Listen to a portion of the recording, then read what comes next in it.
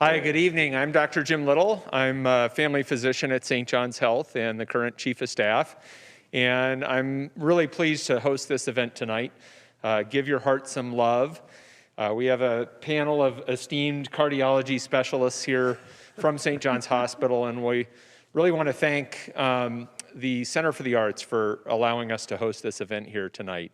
With that, I'm going to go ahead and let our cardiology panel introduce themselves. All right. I'm Stephanie Ferris. I'm the nurse practitioner that works in cardiology. And I'm Nola Peacock. I'm a doctor of physical therapy and a board-certified health and wellness coach, and I run the cardiac rehab program. Bill Mullen, cardiology, and though we planned on torturing them, Mike McDonald, who does our device clinic, nurse in cardiology, and Kelly Close, whom we torture every day. We gave her the evening off. Thank goodness for her. Yeah. So with that, I'd like to go ahead, and our panelists are going to do a short presentation. We'll let them do that, and then we'll answer some questions that were submitted by the audience. All right, so on this slide, we're going to talk about some of the topics: how to avoid seeing a cardiologist, so screening for cardiovascular disease, prevention, and lifestyle medicine. We're also going to talk about the cardiac complications of COVID-19, go over some cardiac diagnoses, post-COVID-19 symptoms, also known as long hauler symptoms, and some of the testing that we do. So going into screening, this is one of the main calculators that we use for cardiac risk. It's taking in your 10-year risk of having a cardiovascular problem, a heart attack or stroke. The risk estimate considers your age, your sex, race, cholesterol levels, blood pressure, medication use, and diabetic status, as well as smoking. These are tools to try to help you make a decision on what you might be willing to do to modify your risk. This calculator, the ASCVD, is just one. We like it because it's pretty simple. You can find various ones online. The Framingham study, that life study that's been going on in that town outside of Boston since the late 40s, they supply a gender-specific one. And you plug in the numbers, and if you're 59 or younger, it'll tell you your lifetime risk of having some sort of bad event. And for everybody, it'll give you your 10-year risk. And then looking at that and then playing with the numbers, whether it's your blood pressure or your cholesterol numbers, you can see what impact that would have on your risk. Of course, this is data based on other people, not you, but it helps you make a choice of what you might want to try changing. Yep, and the important thing here is, again, it's all individualized, so it doesn't always include family history and some of your other chronic conditions and risk enhancers, metabolic syndrome, preeclampsia during pregnancy, and some other important things that we'll want to discuss. So this next slide here, we're just talking about different types of prevention. So we have primary prevention here, prevention of disease and injury. So examples are eating a healthy diet, exercising, wearing a seatbelt, wearing a helmet when you're biking. Those are some examples. And then we have secondary prevention, early detection of disease to minimize disease progression. So examples here are your screening tests, so colonoscopy, mammogram, screening for depression, some of those things.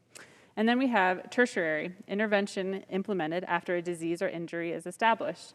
So looking at if somebody has had a heart attack, coronary artery stents, going into cardiac rehab, medication management, hypertension is another example, using lifestyle modifications along with medication management.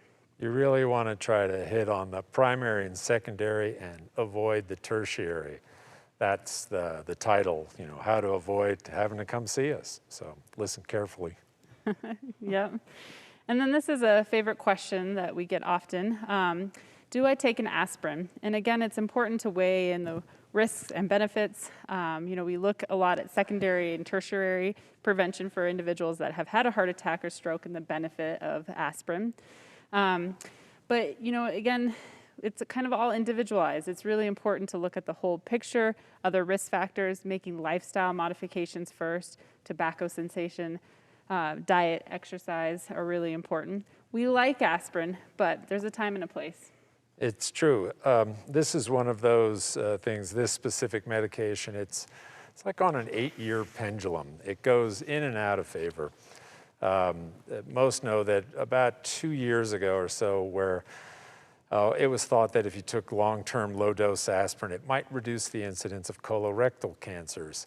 And that favored like everybody taking it. Well, that's been decided that's not true. So even a baby aspirin, there can be serious bleeding complications related to it. So you want to make sure it makes sense for you. If you're in the tertiary prevention group, you've had a heart attack, you had a stroke, unequivocally, the benefit outweighs those risks. Probably a statin too in most of those patients, but that's another topic. But the other issue is in the COVID era. If you get COVID-19 and for probably some months after, right, Jim, a baby aspirin is indicated if you don't have a strong contraindication. Is that true? Yeah, absolutely. I think one of the things we're learning about COVID-19 is it's really what we call a prothrombotic condition, meaning it leads to increased risk for blood clots, and that can lead to an increased risk for heart attacks and heart disease and strokes. So how long you should do that for is an unknown. It's early enough in the course of the pandemic, we just don't know how long you should. But I think it's a very reasonable and relatively safe intervention to do that may significantly reduce your risk of complications. And so this will, great topic to lead us into our next, which is lifestyle medicine. So I'm going to have Nola kind of speak about risk factors for heart disease and some ideas there. As Stephanie mentioned, the first line of defense against heart disease prevention is primary prevention. And I'll spend a few minutes talking a little bit about that and maybe give you some ideas of what you can apply in your life that might help you reduce your risk for heart disease. I run the cardiac rehab program, as I mentioned, and I also provide health and wellness coaching. And health and wellness coaching is really aimed at getting in early and preventing even the beginnings of heart disease if we can. So I'll teach you a little bit about what I teach my patients and clients every day. I like to break down into two categories the risk factors that we each individually have for heart disease. The first big group are those that are called non-modifiable or risk factors that cannot be changed. They include gender. Males are at higher risk for heart disease development. Females catch up around menopause time, but men are generally at higher risk for a little longer. Each year that we age, we're at higher risk for heart disease. Some ethnicities have a higher risk for heart disease. And then, of course, those who have a family history or genetic connection to heart disease. We cannot change those risk factors. So I don't spend a lot of my time or energy working with my patients and clients focusing on those. We recognize them, they're very important. But where we really spend our time and energy and education and support, excuse me, are in the areas of the modifiable or the changeable risk factors. And here you see listed a long list of different things that we can work on, including uncontrolled diabetes, disordered sleep or inadequate sleep, high blood pressure, obesity, overweight, physical inactivity. The list is really long. And often when my patients hear about these things, they look at this list and it feels very overwhelming. They wonder where to start. And I think to make it a little easier, we boil everything down to about 6 categories in this general term of primary prevention. These categories include sleep, physical activity, managing our stress levels, avoiding risky substances such as tobacco and excessive alcohol, relationships and a sense of connectedness to our community and others, and then of course heart-healthy nutrition. So the way this works in my day-to-day practice is when I'm working with a patient or a client and they look at that list of changeable or modifiable risk factors and they focus in on something that they want to work on. For example, they may want to start with nutrition. The American Heart Association and the Centers for Disease Control agree that in general, a plant-based whole food diet is what we recommend for preventing heart disease. Whole food, plant-based, basically means less meats of all kind, in particular red meats, less saturated fats, and fewer processed foods. Replace those with more fruits and vegetables, whole grains, and beans in particular. So not trying to do away with everything all at once and to do a complete overhaul of our diets in one day. we try to pick small things and make small changes. So for example, many of my patients choose to do things such as replacing a highly processed snack with a fresh piece of fresh fruit instead, or swapping out at dinner time steak for salmon, or just adding an additional vegetable to every meal of the day. I find that most patients and clients are by far more successful when it's small changes at a time. Other patients may be interested in increasing their physical activity. This is another area people need some work on. The American College of Sports Medicine and the CDC also recommend that for general health purposes, and this includes the prevention of heart disease, that healthy adults should accumulate between 150 and 300 minutes of exercise each week. And this cardiovascular exercise should be moderate to vigorous in intensity. To some people, that feels like an awful lot, and it feels a little overwhelming. So again, setting small goals that are attainable is the way to go. Some patients, for example, add a 10-minute walk on their lunch break, or they add a Zoom class for exercise after work, or on the weekend they'll go for a snowshoe or a cross-country ski tour. Increasing those minutes throughout the week to help prevent the heart disease little by little. That's more sustainable, definitely. Plenty of my patients, however, get oodles and oodles of exercise. They don't need to work on that piece. They may want to focus on something else, for example, like stress. While it's true that we can eliminate completely some stressors in our lives, more often than that, it is managing or mitigating the effects of the stressors that we really can't do away with. The gamut of what we can do in our lives to help to minimize the effects of stress the list is very long. It can be anything from formal meditation to pursuing a loved hobby. It can be connecting with friends and working on some of those relationships that we have in our lives. Those are some examples of what we can do. Again, small steps, small changes that are sustainable. I think it's really important to let you know, too, that this is just not my opinion, that these things actually can prevent heart disease. We have stacks and stacks and stacks of research to back these kinds of claims up. And a study that I love to quote that I think is a great example of how this works is a study that was published in the British Medical Journal in 2016 by researchers in Finland. The study looked at over 35,000 adults for over a 40-year period.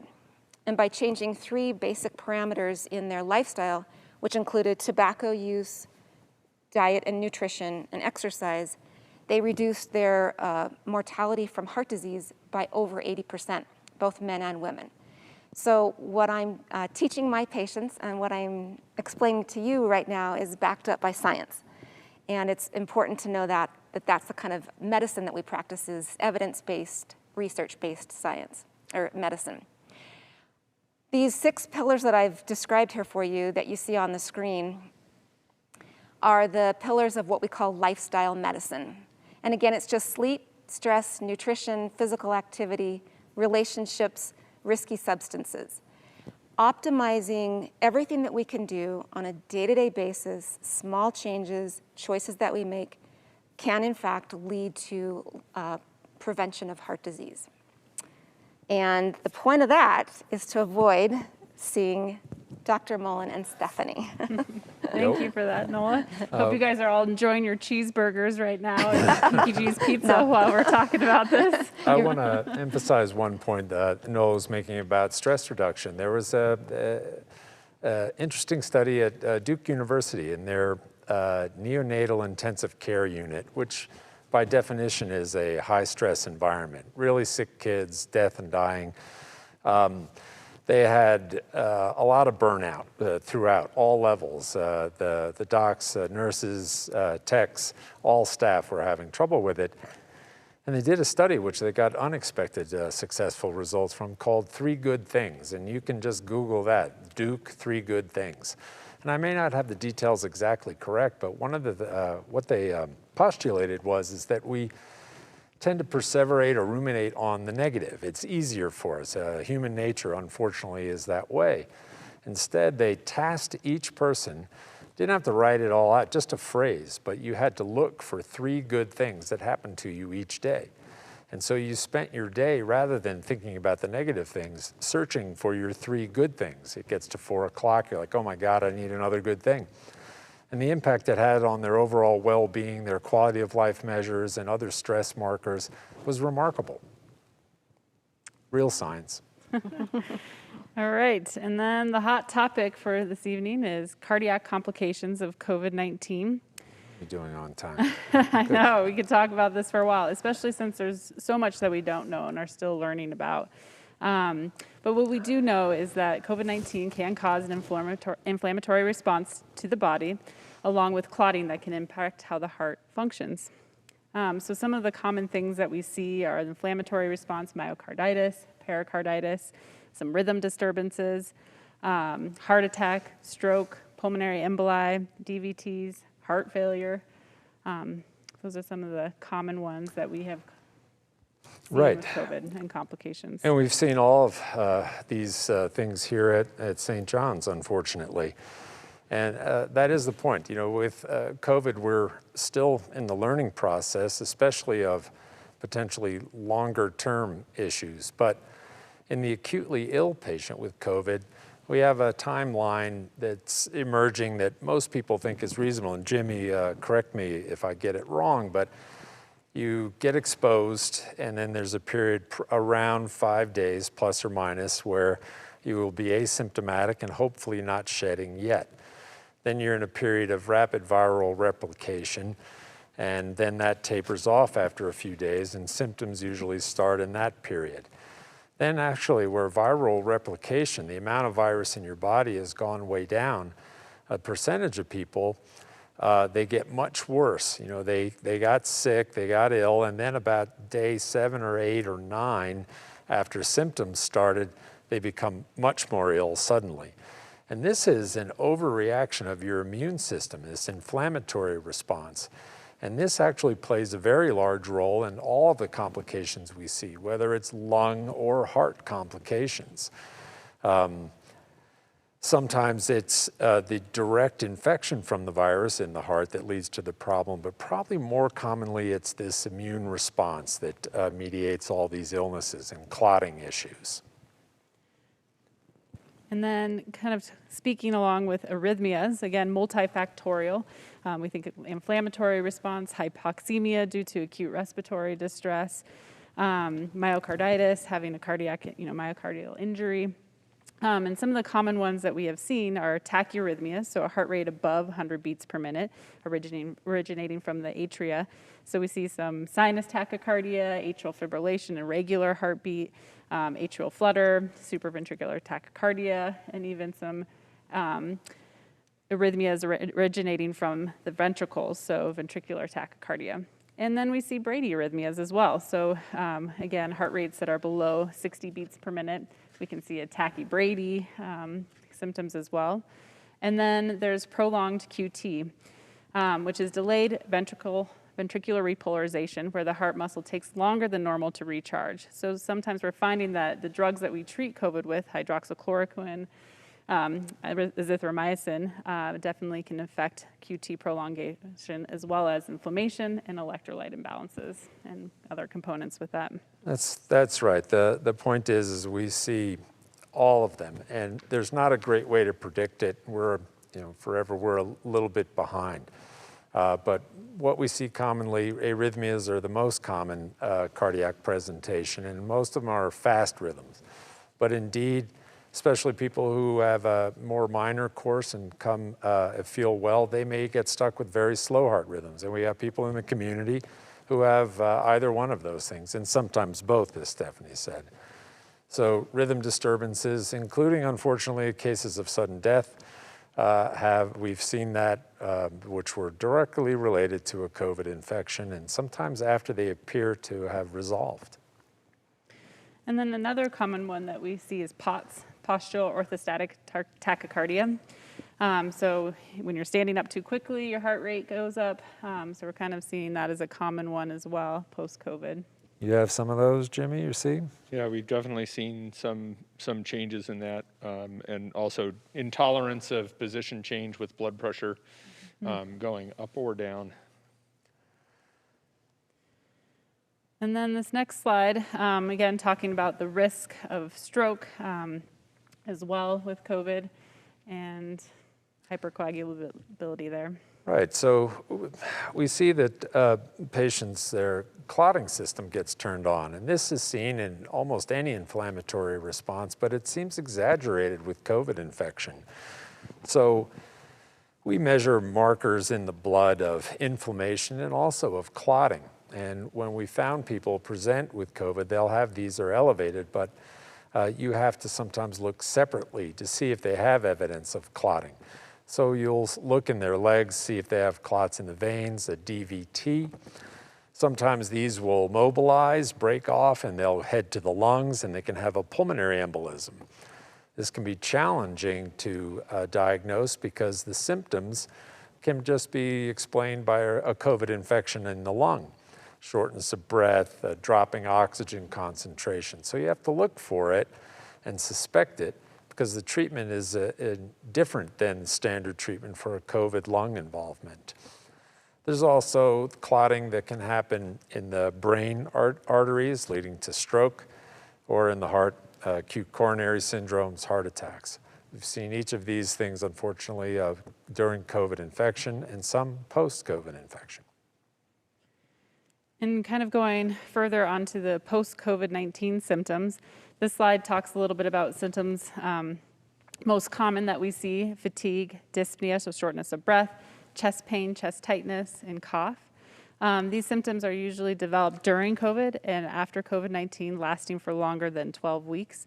I'm sure you've seen this a lot in your practice as well, Dr. Little.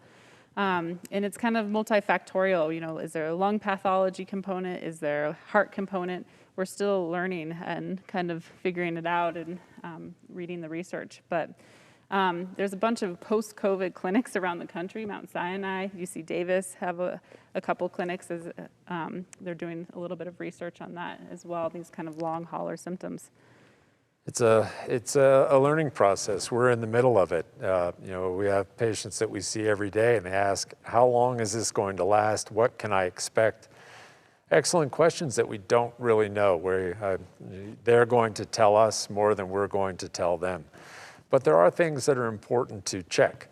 If you have these symptoms, you feel like it's been long enough, you should be recovered from COVID, and you have these persistent symptoms, it's worth coming in and being evaluated for, because there are some things, specifically heart things, inflammation that can persist long after. When the professional sports and then the NCAA sports came back online, they had young, healthy patients who were post-COVID that they wanted to make sure that they were safe to return to exercise. And they did some very extensive study, including a high percentage of people who had cardiac MRI. We don't have that at St. John's yet. I expect that we're going to have a program, and we'll hope that we'll get it here soon. This is not a ploy to try to get people to start pressuring the board or the hospital administrators. Of course not. But if you thought we should develop a cardiac MRI program, you can give me a call, and I can tell you whom to call. Is this being recorded? Is there going to be I believe it is. evidence? Sorry.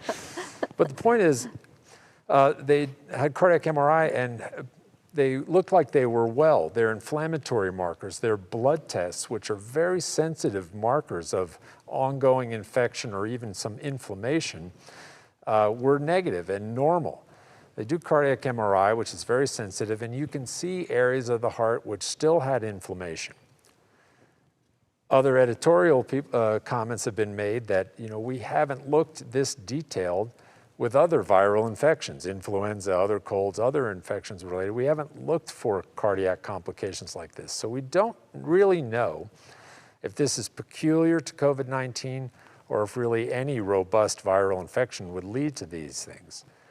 So it's a learning process, but it is a marker that if there's evidence of ongoing inflammation or if there are some persistent symptoms, it might be an indication that you should be checked out, whether it's with an EKG. More detailed, you might get an echocardiogram at rest or one with exercise, a stress echo. and the other tests you're seeing on the list there. So don't hesitate to call in. If you're post-COVID, during COVID, we want to try to help. Jim? I think the one thing I'd add too there is that there's actually a lot of good news about COVID at the moment, that the rate of COVID, both nationally and here in Teton County, has dropped quite significantly in the recent past. We're making real progress in the COVID vaccines right now. Teton County Public Health recently opened up the vaccines and is now administering vaccines to those 65 and over, and starting to take registration for patients that have significant underlying health problems, including a history of heart disease. You can register online now on Teton County Public Health's website, and you'll be scheduled for an appointment in a few weeks as more vaccine becomes available. But we're starting to make a real dent in the community in terms of being able to get vaccine to people to prevent this illness. Because really, once the complications of COVID have happened to your heart, we're already behind the 8 ball. We're in that tertiary prevention category at that point. And what we'd really like to do is prevent you from ever getting COVID so that you don't have the cardiac effects of COVID on your heart. And why it's so important to wear your mask, wash your hands, social distance, be diligent. I mean, as we know, this is not a sprint right now. This is a marathon, so we got to be patient and, get vaccinated if it's offered for you. And yeah, everybody's tired of dealing with the situation. We understand, but really it's a gesture that you're looking out for others when you wear a mask. And even after you've had your second vaccine shot and it's been a couple of weeks, you certainly have a significant protection. Right now, I think the data say 100% of post-vaccinated patients will not die if they get infected with a variant. It's the vaccines, all of the vaccines that are on the market and the ones that are coming soon, the Johnson & Johnson and the Novavax vaccines, look like they have very high effectiveness at preventing the severe complications like heart disease that are a result of COVID. So that's a very good sign that we've developed very effective vaccines very quickly. And the vaccines seem to be, for the most part, very safe. There are certainly people who have side effects from them, and we don't want to minimize that at all, but they're a bunch of wimps. Get vaccinated. Oh, sorry. Thanks, Jim. I shouldn't make light of it, but even post-vaccine, for now, our behavior probably shouldn't change much yet. Yeah, absolutely. I think, we're going to be wearing masks. We're going to be socially distancing. We're probably going to be limiting our trips to restaurants for a while still until we really have beat this thing. We've definitely done a good job of stopping the outbreak that happened around January and the holiday season. But we still have to kind of carry on and get over the hump here and get us all to the point where we don't have to worry about this anymore. Yeah, thank you for all the community members have done. We really appreciate your efforts, and we feel it and we appreciate it. Yep, thank you. And then here I've included some resources for you all: Wyoming Department of Health, Teton County Public Health, CDC, American Heart Association, Johns Hopkins, and Mayo Clinic. These are some of the resources that we use often. And if you have any questions about the vaccine, definitely hit up Teton County Public Health. They've been amazing. I really appreciate the hard work that they've put in as well. Yeah, these are reputable sources. We want you to get stuff that's reliable. Sometimes it's a little tedious to go through these. You have to sort of walk through to find out what you're looking for rather than just Google it straight up. But those are some ones that you can believe everything that you read on those sites. And the biggest thing too, if you guys have any questions about returning to exercise, I know there's a lot of talk about that. We are happy to visit with you in the cardiology clinic and talk through that and figure out testing, kind of the post-COVID long hauler symptoms that we're seeing. And I'll give you a phone number here later on and a way to get in touch with us. Very good. Well, with that, I think what we'll do is go ahead and turn it over. We have some questions that were submitted in advance by the audience so that we can maybe address some of those questions and go through some of those. So we'll start with any new developments on atrial fibrillation. Yeah, we have Dr. Jared Bunch coming up from the University of Utah. He's an electrophysiologist. He just had his first day on Monday. Hopefully he didn't run away. Yes, we love Dr. Bunch, B-U-N-C-H, like a bunch of bananas. Anyway, he's a gifted electrophysiologist, so we're turfing the developments in atrial fibrillation to him, or treatment of atrial fibrillation. It's a big topic, too big for this forum, but we're blessed. Our relationship with the University of Utah, not just in cardiology, other areas as well, but what I know about is our relationship with cardiology. Dr. Bunch is, we've known him for many years. He's a special talent in all aspects of electrophysiology, whether it's atrial fibrillation, ventricular rhythms, pacemakers, defibrillators, other devices, Watchman device, et cetera. So we're thrilled to have him on board. One of his partners, Dr. Catino, you may have heard her name. She's the director of the echo department down at the U. She comes up at least once a month, and she'll be an increasing presence in cardiology and Jackson, we hope. So those are all really good and exciting things.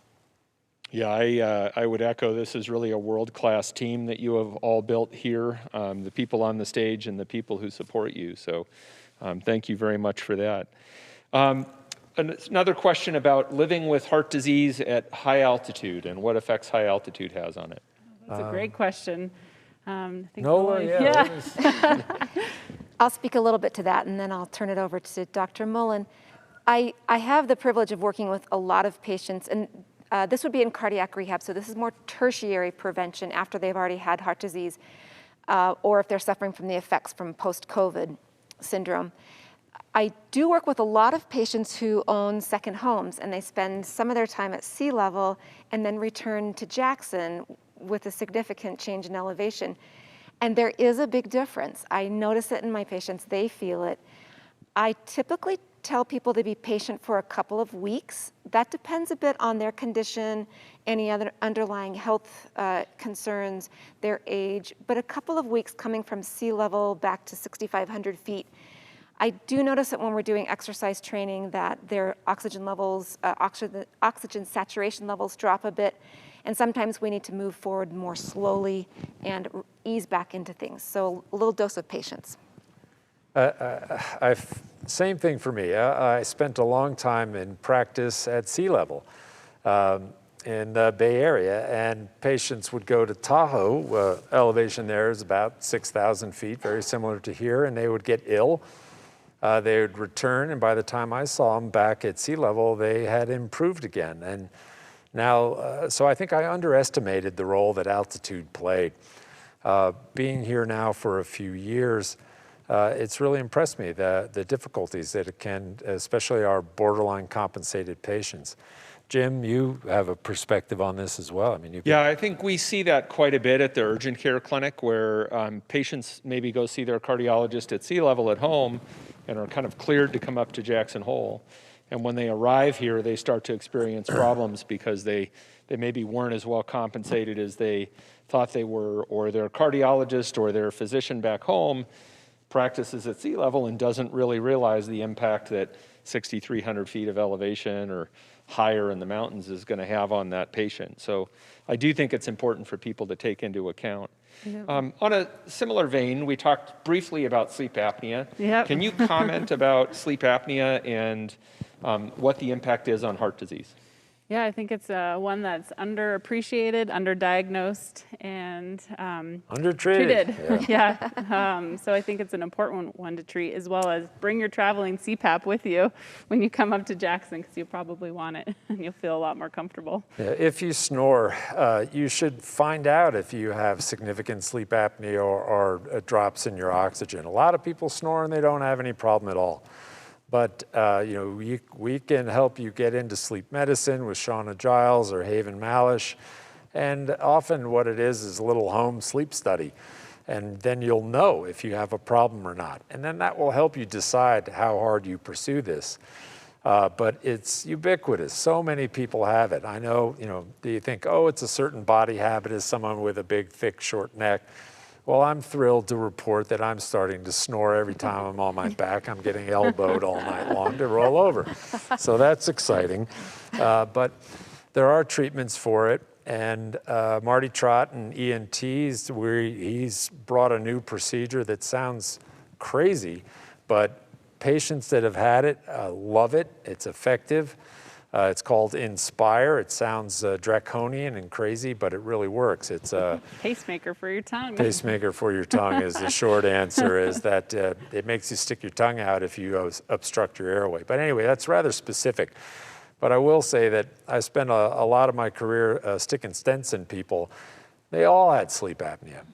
All the things we're talking about. Atrial fibrillation, a lot of it sleep is self-inflicted and preventable.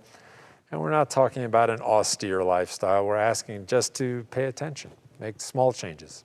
An untreated sleep apnea, I believe, has about a 2 to 3 times increased risk for heart disease. Huge. If you have untreated sleep apnea. And sleep apnea at this altitude is much more common and often more severe than the same patient would have if they were at sea level. Mm-hmm. So the altitude affects sleep apnea as well. Excellent point, Jimmy. Let's talk briefly about a damaged heart, whether it's from COVID or whether it's from heart disease. Can a damaged heart be repaired? It's also a sort of a big question, but the short answer is maybe. Whether it's COVID or whether you've had valve issues that are longstanding, prior heart attacks, myocarditis, cardiomyopathy, and congestive heart failure, there are various modalities, and all of them are aimed at either slowing down the getting worse, halting the getting worse, or even allowing reversal. And certain sentinel things that have happened even in a career of 25, 30 years have really changed how we do these things. Beta blockers in heart failure markedly reduce the transplant rate. Being able to replace an aortic valve through the leg. Statins for people with tertiary prevention. These are unequivocal, huge benefits that have changed the usual progression of these illnesses. And I'll add to that as well. I believe the question said a damaged heart, that even with all of the interventions that Dr. Mullen has mentioned, I think key in this is exercise therapy to improve the physical fitness and conditioning of patients is critical to improving a damaged heart. That's correct. Even if you can't get your ejection fraction to improve with sexy things sounding like stem cells and other things which are interesting ongoing research, if you can improve your functional capacity, it has a huge impact on not only quality of life, but perhaps quantity of life. And again, early detection, prevention. Prevention. Big one on that. Take a small step, do something to help keep you away from us. Yep. So on the topic of prevention, do you want to talk briefly about the role of diet versus exercise versus medication? They all have a place and are important, but we really, hone down on the diet and exercise. And I'll add a little bit to this as well, that it's not, I said over and over again, small steps are key. I do have to mention that some of the research that we look to when it comes to plaque, heart disease regression, it is really focused on a plant-based whole food diet. But taking small steps to getting there is the answer, most definitely. And this is true too. The plant-based whole food diet is true regardless of who we're prescribing it for. I know that we have Latino members of our community that may eat a different diet at home. It's the same thing. More plants, more plants, more plants. Unfortunately, I love a burger. I miss In-N-Out terribly. But there's, you can look up Wilson Tang, T-A-N-G. He's at the Cleveland Clinic. Very bright guy, used to torture me. He showed unequivocally that a plant-based diet can help improve your outcome from peripheral vascular disease, coronary artery disease. And it's hard science. You're able to measure a thing called TMAO. You can look that up. Wilson Tang, Cleveland, TMAO, trimethylamine oxidase. It's a breakdown product of lecithin, choline. It's in egg yolks, red meat, everything that's delicious to me. And they had two groups. One had elevated TMAO. Their diets were rich in those delicious items. That's pejorative, I guess.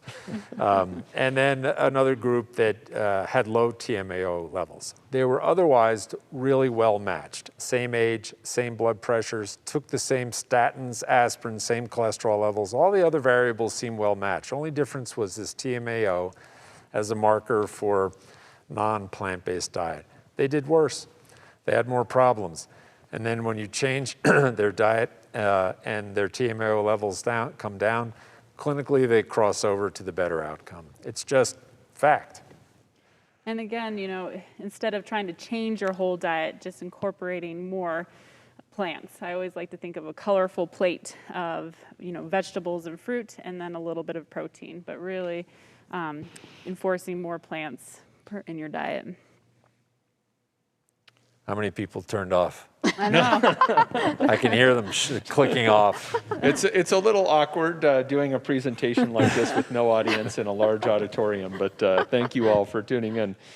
So a few more questions, and I'm going to switch over to the topic of COVID and heart disease and ask some questions there. But we've had several questions about statin therapy, whether it be a medication like Lipitor, which is also called atorvastatin. What are the benefits and the roles for that, and how can people get off of or reduce their need to be on a statin? Well, we love statins. They're really good at their job. Longer life is a benefit. Taking that pill each day, knowing that that is something good, but there are complications as well. Yeah, choosing whom to treat. And it's always a thing of, what are the risks and benefits of doing something versus the risks and benefits of not doing something? And if you've had a heart attack, if you've had a stroke, if you've had a stent or a bypass, if you're not on a statin, you're not getting good advice. And that's a sort of a blanket statement. Some people cannot tolerate a statin. There are alternatives, PCSK9 inhibitors. There's one other drug, Zetia, I can never pronounce the generic name of it. They all show outcome benefit. Less death, heart attack, and stroke. And quality of life indices are also improved. So the getting on less, it's a little detailed dose intensity strategy versus following absolute numbers of cholesterol. It's too much for this sort of program, but if you have vascular disease and were symptomatic from it, you should probably be on a baby aspirin, unless you're on some other anticoagulant, and you should be on a statin. There are side effects, of course, but the benefits are so large that you have to make that informed individual choice. We try to give you the information that we think is going on, the options of what you might want to do about it, our recommendation, and then how vigorously we're recommending something. And then you can make an informed choice. And whatever you choose, we're going to support. But our job is to make editorial comments if we disagree with your choice. Well, thank you for those editorial comments. Yeah, that's my favorite part, is the editorial comments. So in the few minutes that we have left, I'd like to just switch topics on the questions and shift back over to COVID again, since that's obviously on everybody's mind at the moment. Can you comment on what the best way to protect your heart from COVID-19 is? Don't get COVID, wear your mask. I mean, that's the biggest one, is really just... Yeah, after you've gotten COVID, I think, the protocols, you know them as well as we all. You probably take the aspirin. There are some that are less proven, the antivirals if you're early. And I'm a little out of touch with this. You know more about it than I do. I think probably the biggest thing you can do to prevent COVID from damaging your heart is get vaccinated. And get vaccinated as early as you can. The vaccines, like I said, are safe. They're now much more widely available than they were early on. Although still, we've only vaccinated about 10% of the population of Teton County, so we need a lot more vaccine than we have. But a lot of the people who have pre-existing heart disease were covered in the earlier rounds of vaccination because they're in their 70s or their 80s, so they were able to get a vaccine sooner. Now that we're moving into the group of people that are in the 65 to and over age groups, again, it's still kind of an age-based criteria for who can get the vaccine. But the next group of people are people who have pre-existing medical conditions, and that includes people who have a history of coronary artery disease, such as a heart attack or a bypass surgery or a stent, or people who have a history of heart failure or what's called cardiomyopathy. Those are the highest risk heart disease categories for the vaccine. There are other medical conditions that would also qualify you to get the vaccine. But if you have one of those medical conditions, you can sign up now at Teton County Public Health and get on the waiting list to get your vaccine soon. So I really think that hopefully here before the end of, or the beginning of the summer months in June and July, hopefully we'll be able to have a substantial portion of the population in Teton County vaccinated. Well put, Jimmy. We talked a little bit about what constitutes an underlying condition that qualifies people to get the vaccine early. So I'll skip that question. Do you want to talk a little bit about high blood pressure? Is that a risk factor for people with COVID? Yeah, I'm not sure how big of an impact that it's listed, but And I think, is it well-controlled high blood pressure or not well-controlled high blood pressure plays a role in that risk factor too? yeah, and specifically some of the medications, that came up whether you're on an ACE inhibitor or an angiotensin receptor blocker, lisinopril, losartan, because they work on the ACE receptor, and where this coronavirus binds is on the ACE2 receptor. And it was thought that taking these medications might modify the ability of the virus to more easily attach, and you might get a bigger virus burden from an exposure. I think that's largely been debunked. The outcome, they say if maybe you don't add these medications during an active infection, but if you're already on them, you just keep them going, because there's probably more harm from suddenly withdrawing these, what are hopefully appropriate medications, than just keeping them going. But hypertension has, each of these things, coronary artery disease as a risk for increasing your risk from a COVID infection. I may be splitting hairs too much, because there's coronary disease and then there's coronary disease. It's really sort of your underlying overall condition. If you have congestive heart failure, you're at higher risk, but you're at higher risk for any type of insult, whether it's an elective surgery, an infection from something else, all those things, your underlying situation puts you at higher risk. It's not peculiar to COVID, but if you qualify to get a vaccine, I would, like Dr. Little, everyone here said, get the vaccine. So what if you do have an underlying heart condition and you do get COVID? Do you have anything you recommend in terms of, responding to the infection once you get it? Yeah, close monitoring. Close monitoring, yep. Yep, there's going to be a lower threshold to have you admitted into the hospital if you're ill, otherwise in contact with us. And if you're going to invest in anything, a pulse oximeter. You know what your baseline, typical good and bad day oxygen saturation is. They're $15 online. They're back in stock again now. You want to know, because if other circumstances are steady, you have COVID and your pulse oximetry drops by about 3% or more, that's, it's another way to follow you closely. So I think a pulse ox is good. I would echo that. I think if you're going to have a first aid kit for COVID at home, having a thermometer in it is important, but probably more important is the pulse oximeter. It's really a very useful tool. It's a little fingertip device. As Bill said, they cost $20 on Amazon. A lot of the local pharmacies actually stock them as well. And it measures your oxygen percentage in your blood. It should be in the mid-90s or higher for most people at this altitude. If it's dropping into the low 90s, that's definitely something you should be evaluated for by your physician, whether that's through a clinic like ours or at the emergency department or at the cardiology office or internal medicine office, wherever you get your care. And it also takes your heart rate too. Some of them do. So that's also important as we see some of these tachyarrhythmias, fast heart rates. You can also capture that with a pulse oximeter. But it would be nice to get some measurements when you're well, because it's a change from your baseline. They publish these national data, but they're largely from C-level folks who they typically have a little higher level. So know what your baseline is, because it's when it drops from that. Let's see what other questions we haven't answered yet. And we should end early. I think we're actually probably wrapping up with the questions. I will say that if we didn't get to your question tonight, there were a few, that we will try, if possible, to have additional information available, both through the St. John's Hospital website and also Teton County Public Health, as has been mentioned, has an excellent website that has a lot of useful information on it, including the priority list for vaccination.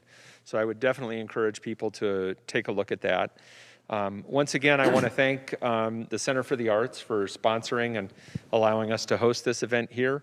It is strange to be in an auditorium with no audience, but this is usually where the clap track is supposed to come in, I think. Thank you to our panelists very much, and to all of the people who support you and your clinic as well. And thanks to all of you for joining us. We really appreciate you being here tonight. Good night. Good night. Good night. And this is our slide of information if you want to contact our office and talk anything further about what we chatted about tonight. We'll give Jim's home number right after this. Yep. Thank All right, you all. thank you very much.